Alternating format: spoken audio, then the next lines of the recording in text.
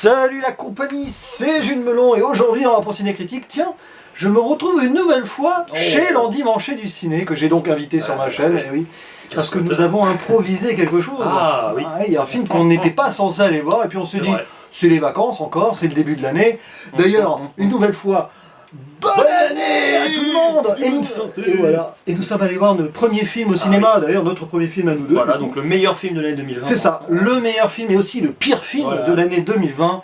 Play, la nouvelle réalisation d'un certain Anthony Marciano qui avait fait des gamins apparemment avant, avec Max Boublil qui est dans le film et aussi Alain Chabat qui apparaît dans le film puisqu'il joue le père de Max, parce que Max Boublil joue Max. C'est ça, oui. Bon. C'est presque un côté autobiographique là-dedans, mais ça on y reviendra.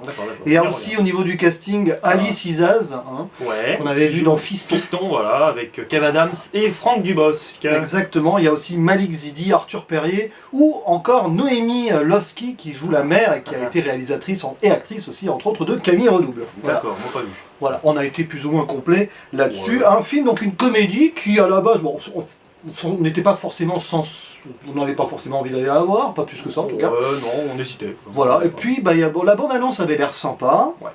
Et l'ami Nico Ciné qu'on salue au passage, on a fait une critique, d'ailleurs allez la voir, je mettrai le lien en description ou en commentaire épinglé. Qui nous paye aussi. Et voilà, et on s'est dit pourquoi pas commencer l'année avec ce film-là, avant d'attaquer les autres sorties qui nous attendent. Forcément, on en aura plein de films avant en 2020. On se met ça sous la dent, quoi. Voilà. Et donc c'est l'histoire, en gros, pour faire simple, d'un trentenaire, trentaine-quarantaine, il a mon âge, en gros, il doit avoir 38-39 ans, qui tombe, voilà, presque, et qui tombe un beau jour, au début du film, sur des VHS qu'il a enregistrés, enfin, il a tourné, en gros, toute son adolescence et le début de sa vingtaine, sur des caméras, puis après sur son téléphone. Et il retombe là-dessus, on sent au début du film qu'il y a un petit moment de déprime. Voilà. Oui, nostalgique. De nostalgie, surtout, oui, c'est un film de nostalgie. Et du coup, il décide de revisionner les cassettes de son enfance qu'il a tourné à une caméra Super 8. Enfance, adolescence, voilà, il doit avoir 12-13 ans quand il commence. Oui, quand il commence, à peu près. Jusqu'à la vingtaine, et donc forcément, nous allons suivre une bonne partie du film, ce qu'il a vécu avec ses potes. Alors, il y a Mathias, il y a Arnaud, et il y a Emma. Ah, il y a Emma, évidemment. Voilà. Et donc, et puis les parents aussi de Max, joués par Alain Chabat et Noémie Lovski, Voilà, c'est ça. Et donc, nous allons être les témoins de cette tranche de vie de cet homme qui est sur la nostalgie. Et évidemment, il va y avoir un but de toutes ces vidéos, mais on va pas révéler cela. On va peut-être pas faire de spoilers. Non, on va éviter, t'inquiète pas, très honnête. Voilà. Et du coup, c'est un film qui marche souvent avec des sortes de presque des caméras volées, enfin des prises de vidéo volées à certains moments. C'est caméra à l'épaule, c'est très amateur. C'est ça, c'est ce que je veux dire, exactement. C'est ça que je veux dire. Enfin, très intéressant d'ailleurs. Et puis, du coup, puisque c'est mon invité, l'ami Dimitri va nous donner pour commencer son avis sur le film. Alors on ne s'est pas concerté avant, on ignore ce qu'on pense. C'est pas du tout. Alors oui. Qu'as-tu pensé de ce film, Dimitri? Un film très drôle, voilà, c'est vrai qu'on a été assez divertis quand même, on a un peu fait les andouilles aussi, il faut quand même le dire. Le film appelle à ça. On voyait ça entre potes. Oui, voilà, oui, il faut éviter de le voir seul, je pense, parce que c'est un film un peu. C'est un film qui essaie d'être sérieux, mais je trouve qu'il est surtout là pour un peu déconnecter le cerveau. J'ai trouvé que ça fait un peu plaisir coupable. C'est-à-dire que j'ai quand même beaucoup de choses à redire sur ce film, mais j'ai quand même passé un incroyable moment. Voilà. Alors c'est exactement ça, c'est que moi je l'aurais vu seul ce film, j'aurais été dans la nostalgie. J'ai l'âge de Max dans le film. À un an près, il passe son bac en 98, moi je l'ai passé en 99. Et tu l'as réussi en 2004 Pardon. Non, je plaisante. Il est taquin. Et du coup, moi personnellement, ce film, il m'a fichu une nostalgie. J'ai des moments où j'ai failli pleurer, je t'avoue, parce que c'est ça. Et il m'a donné de l'énergie aussi. Énergie, nostalgie, c'est drôle. C'est vrai, j'ai bien vu. Énergie, nostalgie. Bon, c'est pas grave. Donc du coup, elle est tombée à l'eau celle-là. Oui, allô. Donc, du coup, moi je l'ai vu, je me suis reconnu dans pas mal de choses dans la vie de Max. À un moment, il découvre la PlayStation. Ouais, bah alors moi. Ça m'a fait la même. Après la Nintendo et tout. C'est générationnel. Voilà, toi tu t'y reconnais. Moi, j'avoue, déjà pas très fan de jeux vidéo à la base. Là, moi non plus, mais. Tu vois, moi c'est un peu le problème, c'est-à-dire que le film va te proposer, on va dire en surface, des éléments qui vont débarquer. Mais c'est juste que moi, je sais pas que je trouve ça... Enfin, c'est pas pertinent, c'est-à-dire que le cheminement colle, mais je trouve qu'à chaque fois, l'aboutissement vraiment de tout ce qui a été proposé tombe un peu à plat, quoi. C'est vraiment... bon, ok, il a vu une console, il lui arrive certaines situations avec d'autres personnages, mais je sais pas, je trouve pas ça très... Ça manque un peu de relief, je trouve. Hein, alors, c'est là-dessus, je pense que ce film, on va dire qu'il se destine avant tout aux gens qui ont 30-40 ans. Oui, voilà. Toi t'en as 18, c'est pour ça, on a une vision différente là-dessus. Ça a marché sur moi parce que ça m'a remonté clairement dans mon adolescence à certains points. Pas sur tous les points, je vous rassure, parce qu'à un moment ils testent des trucs un petit peu plus... voilà. Mais bon, j'ai connu des gens qui indirectement, et puis bon, faut pas se cacher, on a tous fait des petites bêtises. Oui, c'est vrai, sauf moi, bien sûr. Non, mais toi t'as 18 ans, hein, et puis on te surnomme Dim le Pieux. Dim le Pieux, oui, voilà. C'est moi, Dim le Pieux, duc d'Aquitaine. Et du coup, ça a marché sur la nostalgie, toi ça a marché sur les blagues. Ah, c'est ça a beaucoup marché sur les blagues aussi. Oui, bon, voilà. Mais après, voilà, c'est communicatif, c'est-à-dire qu'encore une fois, c'est des blagues, mais c'est très burlesque, hein, j'ai trouvé. C'est ça qui est aussi marrant, c'est que le film, et aussi sa limite, c'est que le film, par moment, va essayer, comme tu dis, je trouve, d'être très nostalgique, et il va aborder les bons points, surtout à la fin avec Max, mais que d'un coup, t'as un cut incroyable, et off, allez, on se remet à rigoler, et c'est là que, bon, je sais pas si tu m'as entendu, mais dans la salle, je dis, ah non, tenez enfin un truc, là. C'est ça, en fait, le film, il dédramatise. C'est ça. Sauf vers la fin, mais on va pas en dire plus, parce que quand même, voilà. Mais c'est un film, c'est du feel good. Hein. Oui, voilà. Ça appelle clairement à la nostalgie, clairement. Mais c'est quand même très drôle et puis c'est hyper référencé. Mais oui, c'est ça, c'est que... Parce qu'il y a des références à plein de films. À un moment, il y a la blague du whisky et du doigt de la Cité de la Peur, que tu n'as pas vu. Bon, moi j'étais mort de rire, forcément. Il y a des références à plein de trucs. Hein. Un Terminator, à un moment, oui. On n'en dit pas plus. Non, mais il y a plein de références. La preuve, on en a oublié tellement il y en a. Mais c'est ce qui fonctionne le mieux d'ailleurs, c'est que c'est à ce moment-là que ça délire à fond. Et un travail de reconstitution extraordinaire, parce qu'on s'y croit vraiment dans les années 90. Ah ouais, c'est marrant. 90-2000. Alors moi, justement, je suis pas trop... Enfin, je suis d'accord sur le fait que oui, dans les chambres, principalement des adolescents ou des jeunes adultes, comme on veut, c'est vrai qu'il y a... Non mais, il y a tout ce dont on a besoin, c'est-à-dire, voilà, bon, t'as différents objets, t'as les bouquins de bac et compagnie, enfin bon, bref, tout ce qui sont... Les affiches de films, voilà.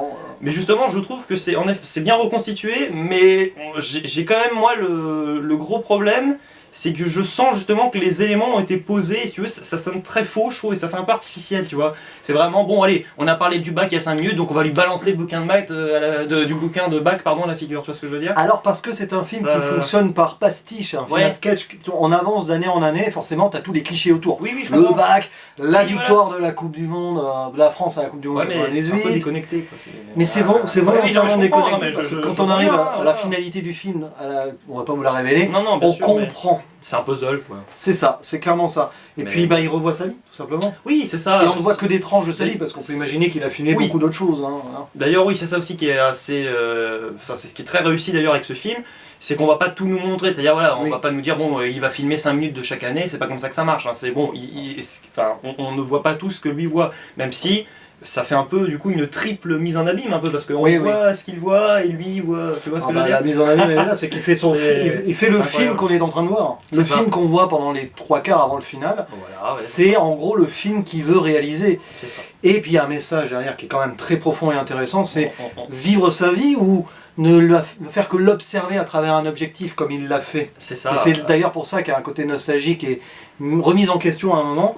C'est qu'en gros il se rend compte qu'il n'a pas vraiment vécu la vie. Il a vécu par procuration à travers les images qu'il filmait. Mais c'est un peu charcuté quand même malgré tout. Le film doit durer 2 heures à peu près. Ouais, à peu près, un peu moins. Un peu moins de blagues, un peu plus de peut-être de parcours de personnage sur la fin. Peut-être un problème de montage. Ouais, c'est ça, parce que finalement on comprend exactement quand même où le film nous en est. C'est pas le problème du tout. Mais sur le fait accompli, vraiment à un moment, entre les personnages, on va dire que les interactions passent super bien.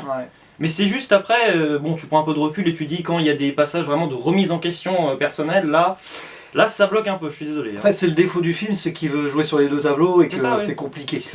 En gros, il a voulu jouer à fond sur la carte du rire avec plein de petites gags dans tous les sens. C'est difficile après de nous demander allez, on va redevenir sérieux, puis surtout que lui-même a la conscience que c'est assez compliqué, donc on va revenir sur des blagues. N'empêche que... Mais on a rigolé quand même, attention. Ah bah oui, on a même beaucoup rigolé. Mais plus on avance vers le film, moins c'est rigolo quand même. C'est qu'en grandissant, il se passe des trucs. Disons que l'aspect dramatique arrive. Oui, mais l'aspect dramatique arrive, mais justement, ce qui m'a beaucoup fait rire, moi surtout en milieu de film, c'est que le personnage, sans trop en dire, mais il n'évolue pas vraiment quand même. Enfin, ah non, mais c'est le problème du personnage, c'est qu'il ça reste un ado. Quoi. Ouais, et puis du coup ça crée un décalage entre des personnes qui vont elles-mêmes évoluer au cours des une dizaine d'années, quoi, et lui qui n'a pas changé, et finalement à un moment, 15 ans, c'est ça. Plus 15-20 ans de vie. Oui, 15-20 ans même. Plus 25 ans qu'il a filmé. Oui, 25 ans, je dis des bêtises, oui, facilement. Et je trouve ça assez marrant, c'est que c'est un personnage, on va pas dire irrécupérable non plus, mais il va lui arriver des trucs. Il l'a un peu cherché, mais on va être assez quand même ému par ce qui va par ses péripéties, on va dire, malgré tout. Ouais. Même s'il a bien cherché les problèmes. Hein. Moi, ce personnage, il me touche, parce que c'est une question de choix. Des fois, dans la vie, on fait pas les bons choix. C'est ça, il fait pas les bons choix. Et après, on en subit les conséquences. Il fait pas de choix, en fait, c'est ça. Hein. C'est ça, il refuse. Mais c'est ça, c'est un éternel ado. C'est un éternel gamin. C'est ça. Voilà. Et il refuse, et en refusant de faire ces choix-là, il préfère du coup vivre sa vie avec les images qui tournent, pour se perdre dans une forme de fiction, parce que c'est ça. Mais le concept est génial. Il perd toute sa vie dans une fiction. Et quand il retombe dessus, il se rend compte que sa vie n'a été qu'une fiction. C'est ça, c'est donc à l'âge de 37-38 ans qu'il décide de « bon, il faut que je vive ma vie maintenant ». Parce qu'il y a une différence à faire entre, on va filmer par exemple un moment festif, et là on le revoit dans un cadre assez, on va dire, mémoriel, en tout cas commémoratif, et entre le fait de vraiment s'y croire, et finalement lui, ce qu'il est en train de filmer, bon, c'est de son regard à lui, c'est avec ses plans, c'est avec finalement sa fameuse caméra un peu, comme tu dis, caméra épaule, hein, c'est ça, super 8, très amateur, et lui finalement il n'a pas compris, en fait il prend un peu l'outil de la caméra à l'extrême, quoi. C'est un peu un passionné sans qu'il s'en rende vraiment compte, et c'est ça aussi le décalage, c'est qu'il se rend compte qu'il y a quelque chose qui cloche, mais il n'a pas compris que finalement c'est le cœur de sa vie, on va dire, c'est vraiment son point, sa ressource vitale presque, qui en est le problème, quoi, qui est affecté. Puis tu parlais de mise en abîme, triple mise en abîme et tout, il faut savoir que le film a été coécrit par le réalisateur Anthony Marciano et Max Boublil, et on voit qu'ils racontent leur histoire. Max Boublil dans le film s'appelle Max, c'est pas par hasard d'ailleurs. On voit à un moment, il y a même une référence. À un moment, il est sur Facebook et dit « Ah oui, t'as raison, After, les gamins, le film qu'il a fait. » Et on a l'impression qu'il joue, que c'est quasiment lui qui joue. C'est quasiment son lui, rôle. en fait. Et il a dû se donner à fond là-dedans. D'ailleurs, c'est peut-être la première fois que je vois un film avec Max Boublil où je l'ai trouvé assez touchant, parce que d'habitude, c'est quand même la décolle avant tout. C'est pas un acteur que je déteste non plus, mais voilà. Mais là, je trouve qu'il a été plutôt bon. D'ailleurs, tous les acteurs sont très bons. J'ai bien aimé les ados d'ailleurs, parce que justement, ce qui est pas simple avec les ados, c'est de jouer, parce qu'il y a quand même beaucoup de moments d'improvisation, enfin j'ai quand même l'impression, non mais des fois ça se sent, mais ça, quand ils font du Street Fighter, oui voilà, à un moment tu sens on leur a dit allez, liberté totale, faites ce que vous voulez, carte blanche, et c'est génial. Et je trouve d'ailleurs que les ados, franchement, souvent moi j'ai quand même souvent des problèmes, j'avoue, à de rares exceptions près, avec les enfants, avec les petits, bon ils sont pas non plus, voilà, ils ont peut-être 20 ans les acteurs, je sais pas, enfin peut-être 15, les ados 15 ans, 15-16, voilà, 15-16, bah franchement ouais, j'ai envie de te dire sympa, parce que ils arrivent à nous faire croire que parfois leurs personnages hésitent, c'est-à-dire qu'ils bafouillent souvent, tu vois, mais on sent que c'est très maîtrisé au final, tu vois ce que je veux dire, les hésitations qui sont voulues, qui sont totalement maîtrisées. Et puis c'est parce que quand on y pense, malgré l'évolution des générations, il y a toujours les mêmes problèmes, les premières amours à un moment, les premières fêtes, bon bah... oui, voilà. Et ça parle. Et puis, dernière chose très intéressante aussi, c'est que le film a un côté technique aussi, parce qu'il y a eu un rajeunissement des acteurs. Ah oui, Max Boublil a été rajeuni à la vingtaine, parce qu'à un moment, voilà. Et puis Alain Chabat, c'est super bien fichu. Parce qu'Alain Chabat, il joue le père de Max dans les années 80, 90. C'est bien fait. Et on a l'impression d'avoir le Alain Chabat de La Cité de la Peur, par exemple, voilà, parce qu'il y a une référence à ce film. Visage un peu figé légèrement sur les pommettes, mais bon, franchement, oui, non mais ça se voit, hein. Mais c'est quand même bien fait. Mais c'est bien fait, d'autant plus que c'est sur un effet numérique, sur une caméra à épaule et tout. Oui, voilà, ça se voit pas trop, parce que le principe souvent, je sais pas si t'as remarqué, mais quand Alain Chabat justement, on le voit, et les autres acteurs rajeunis, la caméra bouge légèrement, donc c'est un peu, c'est volontaire, c'est complètement voulu, comme ça, bon, ça passe moyennement peut-être aux yeux de certains, mais bon, finalement la caméra bouge tellement et tes yeux sont un peu dans tous les sens que finalement c'est pas du tout un problème. Bon, après moi j'avoue, oui ça se voit, on le voit clairement, mais franchement par rapport à certains autres films à contenter le coup, alors bon je vais pas mettre ça au même niveau quand même que les films du MCU, ça n'a rien à voir, hein. Mais moi je trouve ça aussi réussi entre guillemets qu'à la fin de Rogue One avec Leia. Oui, on va dire. Largement, parce que bon, j'avais pas trop aimé Leia à la fin, mais voilà, pour situer un peu mon appréciation par rapport à cette technique utilisée. Après, il faut dire qu'à part Chabat, je connais pas les autres acteurs spécifiquement, donc bon, tu vois, l'histoire du rajeunissement, c'est parce qu'on le sait aussi, on se rend bien compte qu'il y a un truc qui cloche, mais... Si on sait pas. Autre chose qui est réussie pour moi dans le film, c'est la musique, la bande son. Ah oui. On prend plaisir. Hein. Bon, il y a la bohème de Charles Aznavour, mais il y a un bel hommage d'ailleurs. Et après, vous avez une évolution de la musique des années 90, des années 2000. Puis dans la salle, on était un peu, voilà, hop, on balance les mains, on est content. Ah oui, c'était un peu là. Même qu'on chantait un petit peu. Ah oui, moi je chantais. Bon, le générique de fin, il y avait Alanis Morissette, on a chanté. Ah oui, on a chanté, on était à fond. On était dernier dans la salle. On a fait fuir tout le monde. Bah il pleuvait après toi, bon. Non, il faisait... non, je plaisante pas, oui. Quand on est passé devant la boulangerie, la pharmacie. Ah oui, oui. Et d'ailleurs, oui, dans le film, ce qui est génial aussi, c'est que le... Non, mais attention, hein, le métrage arrive à nous perdre géographiquement, parce qu'à un moment, je ne vous dis pas ce qui se passe, mais j'ai eu l'impression qu'on était dans une certaine ville, à savoir Beauvais, et en fait, non, on n'était pas du tout à Beauvais, on était dans une ville... On était à Barcelone. Barcelone. Ah oui, bon, Barcelone, Beauvais. Ça se ressemble. Vous avez au moins une lettre en commun au début. Mais oui, parce qu'ils Barcelone, l'auberge espagnole, il y a plein de références. Et ça m'a rappelé aussi un autre film, mais très différemment, parce que ça se passait avec une bande d'ados et tout, c'est le Péril jeune. Le Péril jeune, mais parce qu'il y a des moments où voilà, il se passe des trucs, où ils se revoient adultes et ils se rappellent leur jeunesse. Et donc il y a un petit peu ça aussi. Donc il ne reste plus... Oui, très intéressant ce film. Je le revois, ça fait longtemps. Et du coup, il ne reste plus qu'à donner conclusion et peut-être une note. Ok. Une note sur 10. Hein. Sur 10, oh mince. Et une note Captain Watch aussi. Une note Captain Watch. Captain Watch, attention. Oulala. Ouais, donc. Alors, sur Captain Watch, je mettrais un pas mal. Voilà. En note sur Sens Critique, je mettrais un 6 sur 10. Voilà, j'ai bien ri, mais voilà, je vous ai exposé quand même les points. C'est terrible. Je ne l'aurais pas vu avec Jules Melon. Honnêtement, je pense pas que je me serais vraiment fendu la poire. Donc 6 sur 10 pour moi, c'est ce qu'il faut. Et allez, si je devais vraiment encore plus affiner et préciser avec ma note sur 20, ce serait quand même un petit 13. Voilà, donc c'est pas... c'est honnête quoi, c'est sympa. Franchement, l'année commence bien. Et toi? L'année commence bien, hein, comme tu dis. Je sais pas. Ben moi j'irai sur 15 sur 20. Oh, voilà. Donc j'hésite entre 7 et 8, mais je vais mettre 8 parce que ça m'a touché personnellement. C'est un petit peu l'histoire de ma vie à certains points. C'est la victoire de la coupe du Monde, la France à la Coupe du Monde, le bac dans les années 90, la musique, la VO. Même ça, le passage de la Coupe du Monde, bon, tu sens vraiment que c'est les écharpes qu'ils ont ressorties, c'était déjà depuis 98, tout ça, ouais, mais... C'est des petits détails par-ci par-là, mais oui, mais c'est reconstitution, mais tu sens qu'ils reprennent des éléments qui ont été fabriqués après, donc du coup c'est un peu... Bon, moi je vais quand même mettre 8 sur 10 pour l'instant, je le reverrai dans l'année, parce que voilà, je redescendrai à 7, et donc un très bon, je sais plus, sur Captain Witch, j'allais dire, Captain Watch, voyons, Captain Witch, pourquoi pas Blair Witch, d'ailleurs il y a une référence au projet Blair Witch aussi. Il y a des références, je veux dire. Oui, il y en a plein, c'est un film de cinéphile aussi, hein. On voit qu'ils aiment ça. Et ouais, donc j'ai été emballé moi par ce premier film, alors ça ne paye pas de mine comme ça, c'est assez facile dans la nostalgie. Mais ça marche. Après on est pris. Hein, Si vous avez, alors franchement, si vous avez entre 35 et 45 ans, allez voir ce film, vous allez absolument adorer sur le côté nostalgique, ça va vous rappeler des trucs. Et si vous n'êtes pas dans cette tranche d'âge, allez-y avec des personnes justement qui ont 35-40 ans. Ça peut vous aider avec vos parents. Voilà, et ça peut aider à rentrer dans le... C'est un film qui peut mettre les générations ensemble, c'est bien d'aller voir ça avec ses parents.